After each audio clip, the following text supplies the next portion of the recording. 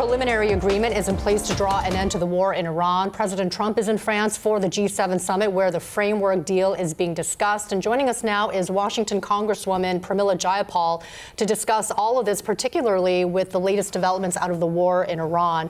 To start off, Representative Jayapal, thanks for being here. There's been so much back and forth in Iran ever since for the past 3 months. Why should Americans take any sort of development seriously when it comes to an end in the war? Well, I think that's a very good question. Trump has announced some sort of a deal 40 times in the last several months, and none of those times has it actually emerged as any kind of a deal. So we are still waiting to see what happens with this one.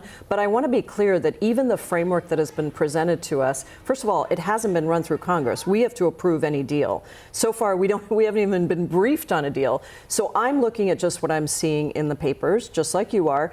And there is nothing in this deal that takes us to a better place than we were when the war started, much less to where we were when Barack Obama had negotiated the deal that Donald Trump pulled us out of.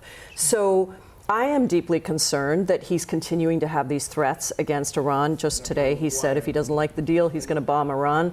We have given the power to the Iranians to close the Strait of Hormuz, even if the strait opens up, as is supposedly in this deal. It's going to take 30 days, that's already outlined in the deal, to just get it open. And then who knows how long it's going to take to actually get traffic back up. Meanwhile, we still have all kinds of issues in terms of there was supposedly an imminent threat. Nuclear threat to the United States. That's why apparently we went to war without congressional approval. And there's nothing that I see that addresses that. So I just think this is a terrible situation. It's been bad for America. It's been bad for the world. And I think people are right to question whether or not this is going to hold. Well, speaking of Congress overseeing any sort of framework deal, a lot of people are wondering what is Congress doing about checking the president's powers in terms of, the war has been ongoing for the past 3 or 4 months. We know that the War Powers Resolution, or a few of them have been in some degree passed in the House, but it still continues to snag in the Senate.